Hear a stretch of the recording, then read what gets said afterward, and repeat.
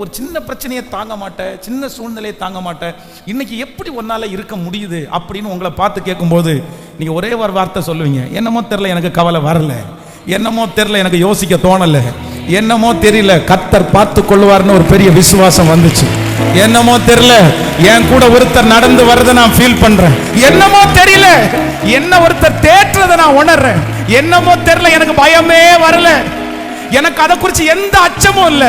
ஏன்னா என் ராஜா எனக்கு முன்னே செல்கிறார். என்னை உண்டாக்கினவர், என்னை சிருஷ்டித்தவர் என்னிடத்திலிருந்து அதை எடுத்து போட்டார், எடுத்து போட்டார். ஆமென் சொல்லுங்க. பாட போறோம். என்னை உண்டாக்கினவர், என்னை சிருஷ்டித்தவர், என்னுடைய சுமைகளை எல்லாம் அவர் தாங்குகிறவர், என்னுடைய நோய்களை எல்லாம் அவர் சுமந்தார், என்னுடைய பிரச்சனைகளை எல்லாம் அவர் சுமந்து அவருடைய தழும்புகளால் நான் சுகமானேன்.